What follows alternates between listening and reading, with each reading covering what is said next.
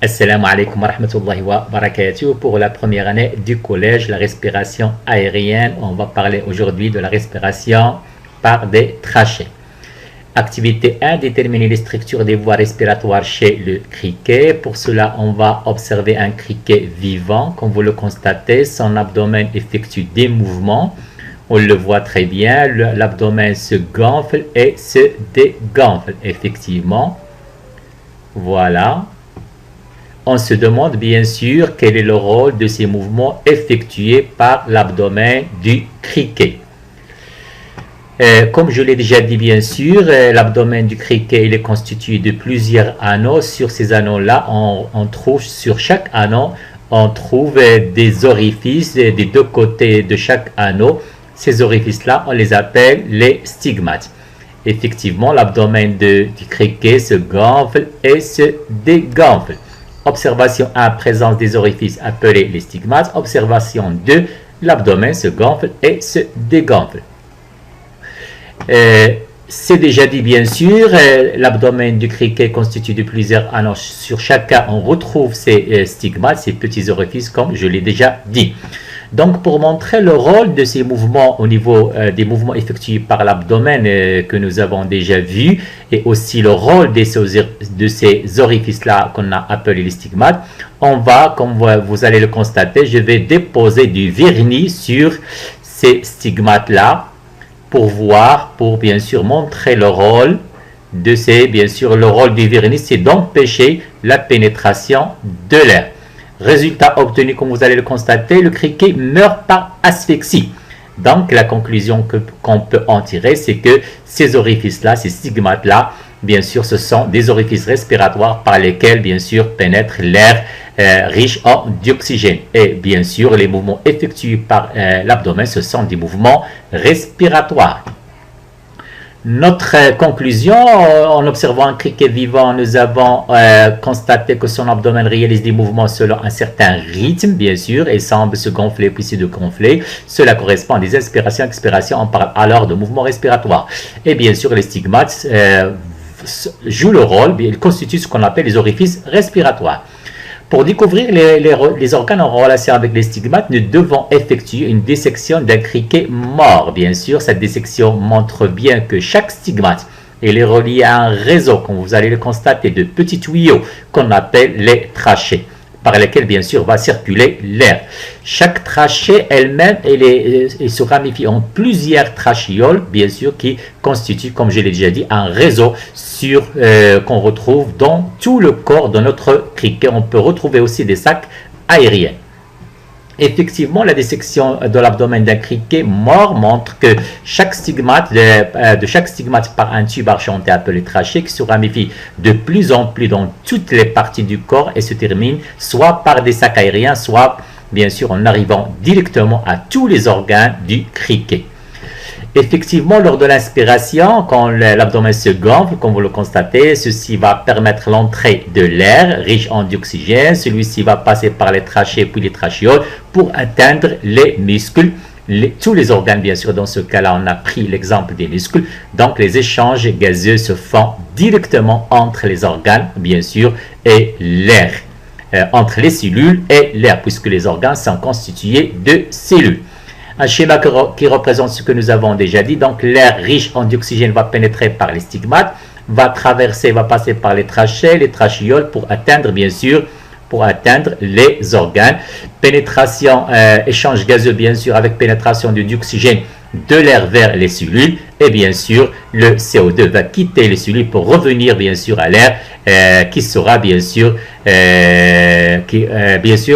le criquet va se débarrasser de l'air riche en dioxyde de carbone lors d'une expiration, comme nous l'avons déjà dit. Donc, en conclusion, les échanges gazeux se font directement entre l'air et les cellules. On a constaté que les échanges gazeux, comme je l'ai déjà dit, se font directement entre l'air et les organes. On parle de cellules, donc il n'y a pas d'agent de transport des gaz. Effectivement, chez les insectes, on ne parle pas de sang, mais plutôt de ce qu'on appelle l'hémolymphe. Les organes de l'insecte baignent dans cette hémolymphe. Ce liquide-là assure les apports des nutriments et l'évacuation des déchets, mais il n'a aucun rôle dans le transport des gaz, puisque nous avons déjà montré que Ces échanges gazeux se font directement entre l'air et les cellules.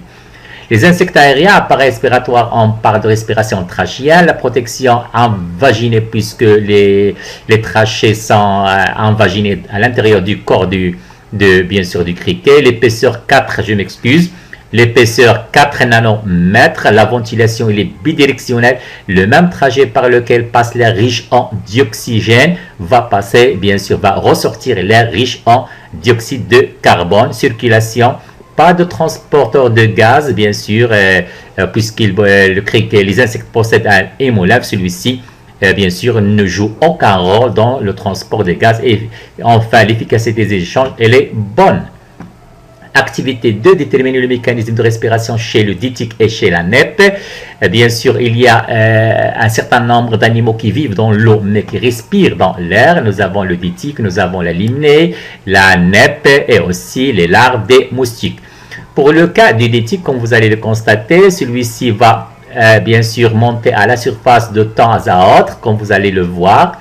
L'extrémité de son abdomen, elle est bien sûr en contact avec l'air, donc il peut faire pénétrer de l'air bien sûr riche en dioxygène et faire sortir l'air riche en dioxyde de carbone.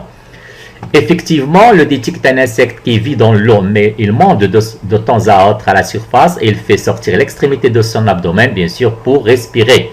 Voyons ce qui se passe. Effectivement, dans un premier temps, comme vous allez le voir, il va abaisser ses ailes pour faire sortir l'air riche en dioxyde de carbone, effectivement.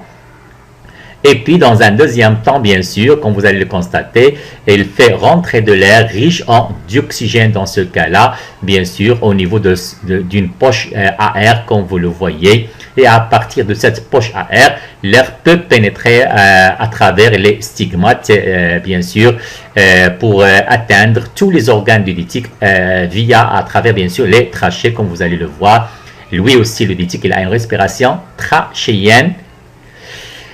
Effectivement, pour respirer, le ditique remonte de temps à autre à la surface et sort l'extrémité de son abdomen et en soulevant légèrement les élytres, ce sont les ailes, fait entrer de l'air, ce qui lui permet de respirer pendant un bon moment. Comme tous les insectes, bien sûr, la respiration se fait par les stigmates. Pour le cas de la neppe, son abdomen se prolonge par, comme vous le constatez, un siphon, un long siphon, qui va mettre en contact de l'air, sa tête est en bas, le siphon est en contact de l'air, donc il va, grâce à ce siphon-là, peut bien sûr faire pénétrer de l'air riche en dioxygène et faire sortir bien sûr l'air riche en dioxyde de carbone. Voilà, effectivement. Alors, notre neppe, comme je l'ai déjà dit bien sûr, son abdomen se prolonge par un long siphon constitué de 2 demi-gouttières, comme vous le constatez. Donc, en contact de l'air, l'air va passer à travers grâce à ce siphon, bien sûr, comme on le voit. Effectivement, la neppe remonte à la surface, elle aussi, pour respirer. Elle est obligée, bien sûr. Elle a la tête en bas et tout son corps est dans l'eau. Seule l'extrémité de son siphon, bien sûr, va sortir de l'eau pour lui permettre, bien sûr, de faire rentrer, comme je l'ai déjà dit, bien sûr, de l'air riche en dioxygène et faire sortir l'air riche en dioxyde de carbone. La neppe, elle aussi, elle a des trachées, donc elle a une respiration trachéenne. Le criquet, la neppe, le ditique, tous ces trois insectes, bien sûr, ils ont une respiration trachéenne, mais à chacun sa façon de faire, bien sûr, rentrer de l'air. Merci.